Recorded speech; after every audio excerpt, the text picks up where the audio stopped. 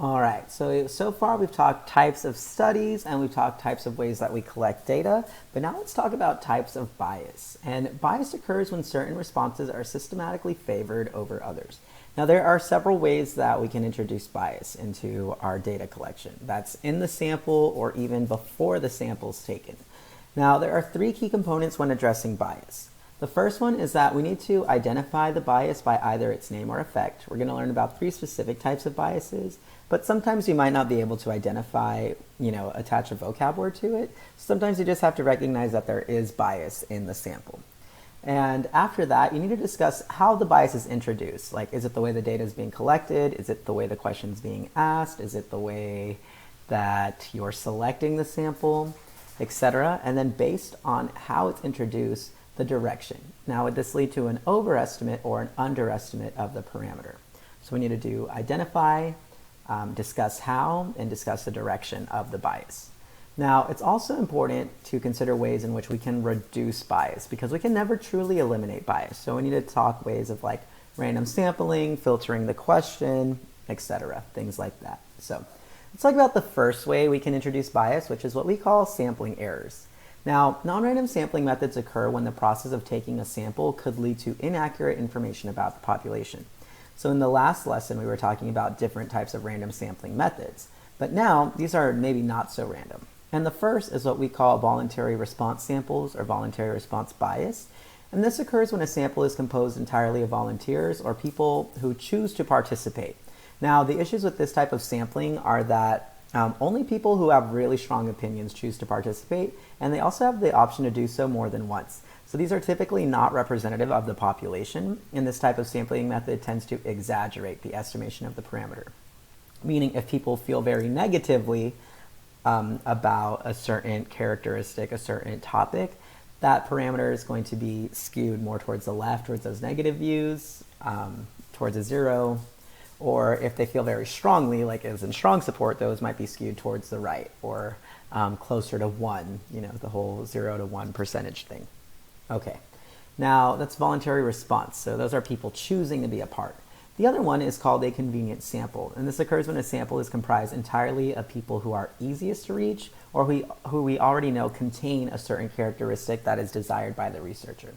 Meaning if let's say I set up a station at the mall and I'm like, come talk to me about unemployment. Well, only people who are really interested in unemployment or addressing it are going to want to come talk to me. If not, everyone else is just going to go on their merry way.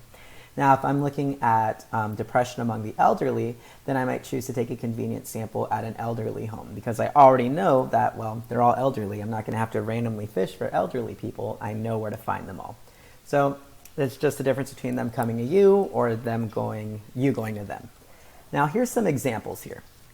So suppose a very liberal radio station has participants call in on their approval rating of Trump. This has been a very popular thing over the last few years. So would it make sense that I already know who I should reach out to, like my people, or would it make sense that only people who feel very strongly about their disapproval or approval of Trump are going to participate? And so for me, I'd classify this one along the lines of voluntary response bias, just because whenever people have the option to call in, vote, submit their responses more than once, typically that's indicative of voluntary response. Now, an animal rights activist decides to interview the attendees of a local vegan restaurant on animal cruelty, animal rights. She then decides to interview the people outside with their dogs. So she's going to go around and she's going to ask people, maybe they choose to participate or not, but she knows that a lot of these people are vegans, so of course they're going to feel very strongly about animal cruelty and rights. So I would call this one a convenient sample. And then sometimes maybe it might be a little bit of both. So for example, a local conservative politician running for office wants to estimate his approval ratings and decides to attend his state's National Republican Convention in order to interview anyone who is willing to participate. So you can see there now we have two types of effects going on. So the first one is that if I'm a conservative politician and I go to a Republican convention, pretty sure a lot of people are going to have similar views as I do, so that's the convenience element. But then I'm not just going to ask anyone. I'm already there. That's where I'm choosing to be. And from there, if people are willing to participate, then that would be great. So that could be voluntary response bias. But notice they're not really coming to me. I'm just going to go around and ask people.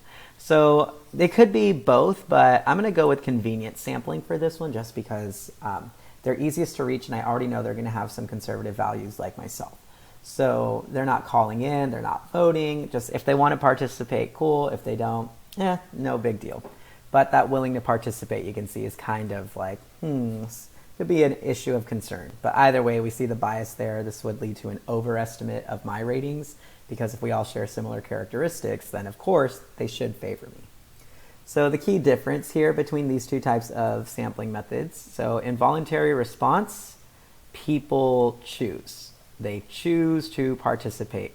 Whereas in a convenience sample, I am choosing the people who I want to participate. So people's choice versus choice of the people.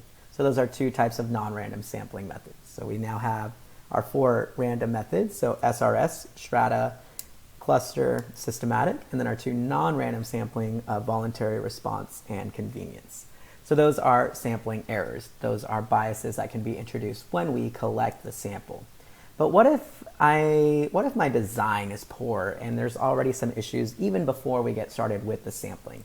Because this could go wrong all sorts of ways. You could actually do a convenient sample with bias in the question and yowza. So let's talk some non-sampling errors. These types of errors occur before a sample has been introduced. And in fact, bias has already been built into the way that the data will be collected and will definitely lead to an inaccurate estimate of the parameter. So the first type of bias we're going to talk about is called undercoverage bias, which is where part of the population has a reduced chance of being included in the sample. Thus, the sample will typically not be representative of the population. Now, this could be because of where I sampled. This could be of the way I sampled. It's just a multitude of things. So maybe I didn't want those people in my sample, or maybe I chose to purposefully exclude them. But either way, they're going to be undercoverage.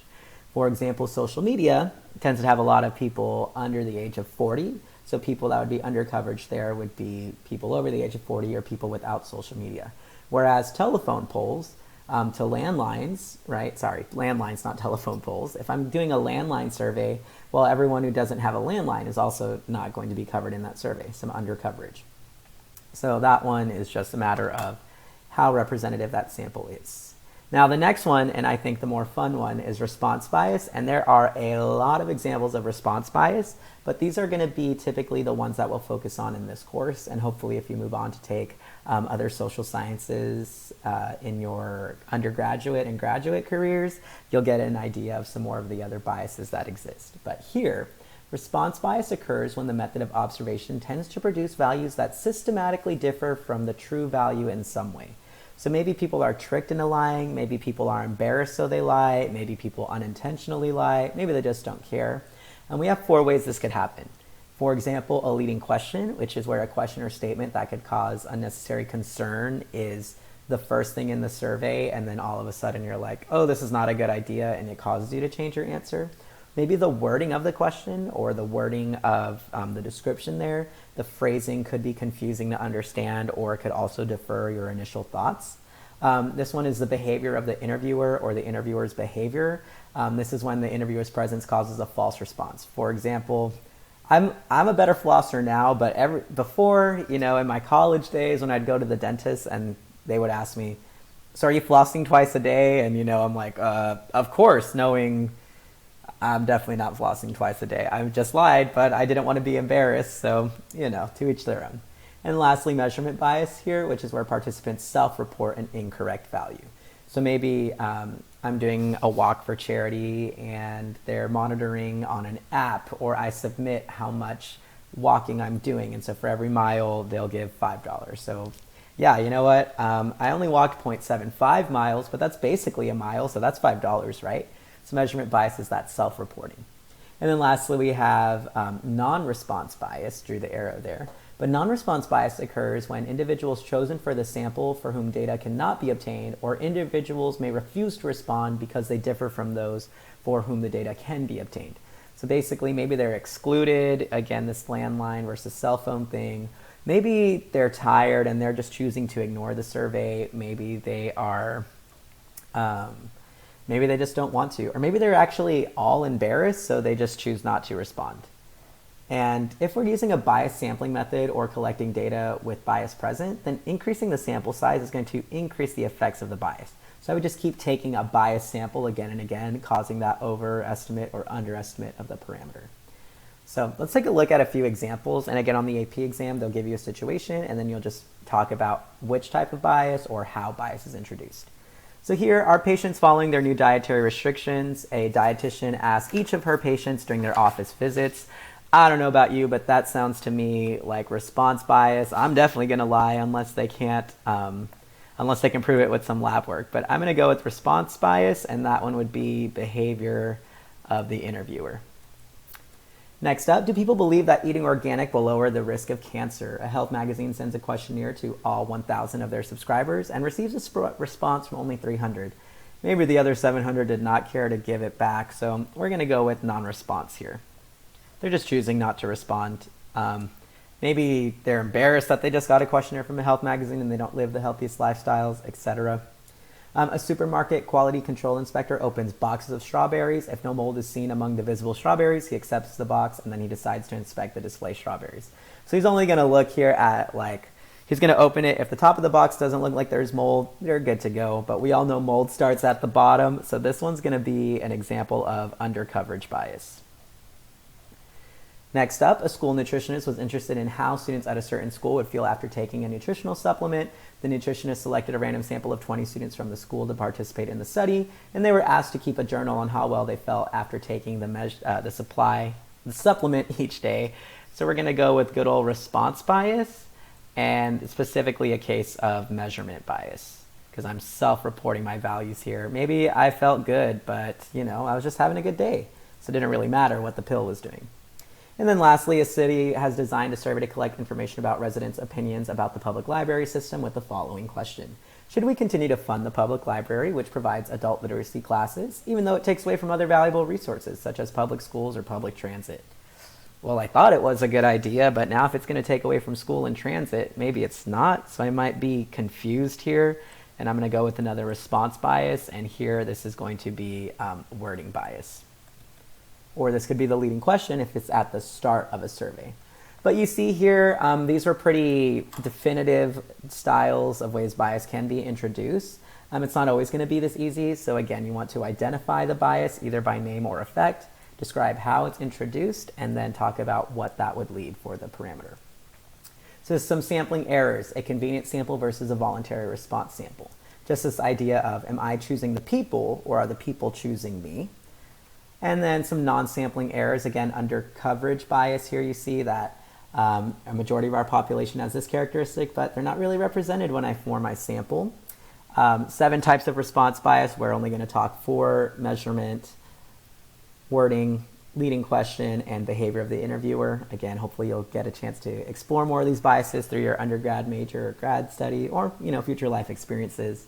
And then lastly, we have non-response bias. So maybe people are purposefully blocking it out. Maybe they're just dazed and confused, so they don't really care to participate. Or maybe they want to participate, but there's some barrier that is not allowing them to participate. So again, those are the 3 types of biases we'll look at, but it's not always going to fall into one of those 3. So that is our type of bias lesson here, and that's going to wrap up our idea of sampling studies. So the next few lessons are going to focus on experimental design. So stay tuned.